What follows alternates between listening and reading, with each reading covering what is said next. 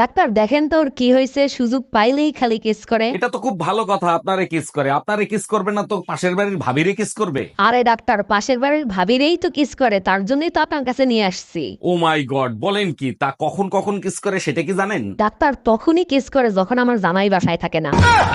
Happy birthday Sheela. Thank you so much. আচ্ছা একটা কথা বলি, রাগ করবা না তো? কি বলো, আজকের দিনে কেউ রাগ করে নাকি? আচ্ছা তুমি হাসলে তোমার গালে যে টোল পড়ে ওটা আসল না নকল? আরে না, ওইটা তো ড্রিল মেশিন দিয়ে বানাইছি।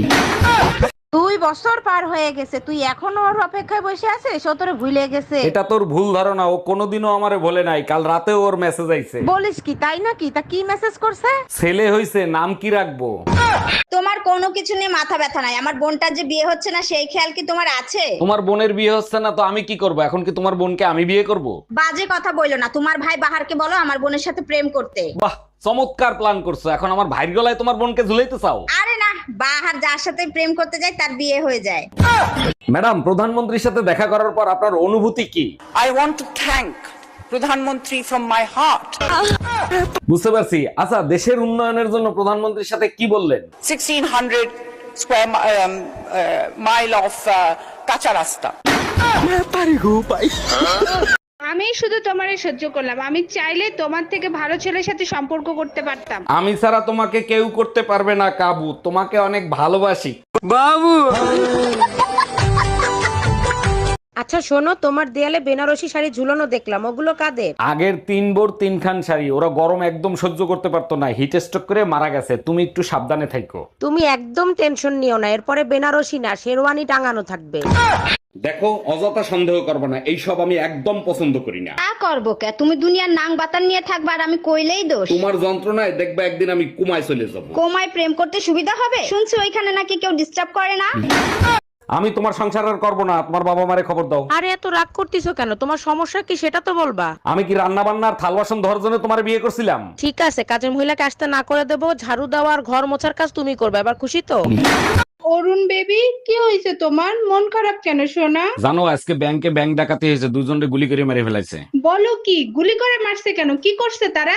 ডাকাত একজনকে জিজ্ঞেস করছে তুমি কি ডাকাতি করতে দেখছো, সে বলছে দেখছি, সাথে সাথে গুলি করছে। দ্বিতীয় জনকে জিজ্ঞেস করছে তুমি কি দেখছো, সে বলছে আমি দেখিনি, আমার বউ দেখছে, বউরেও গুলি করে মেরে ফেলাইছে। থাক বেবি, যা হবার হয়ে গেছে, তুমি এটা নিয়ে আর মন খারাপ করো না।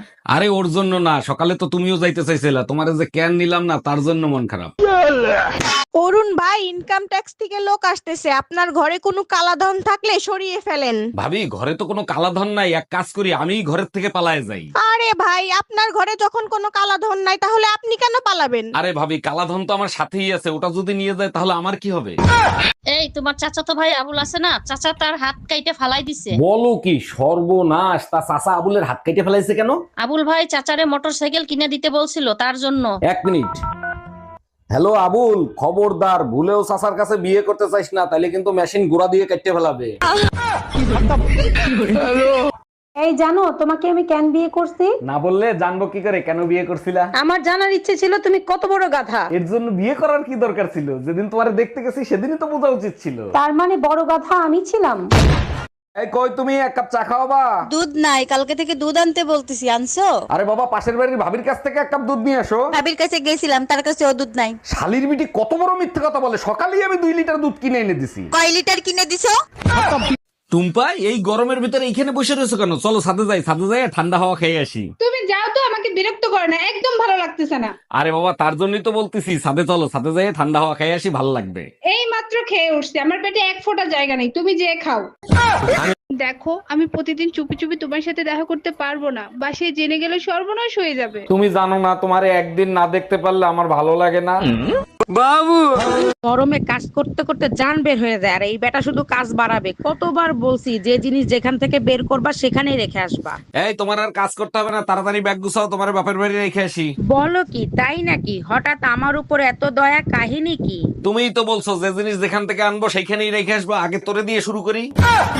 একটি হারানো বিজ্ঞপ্তি, আমার একটা কুত্তা হারানো গিয়েছে। তুমি আমাকে কুত্তা বলো আর যাই বলো, তোমাকে ছাড়া আমি থাকতে পারবো না।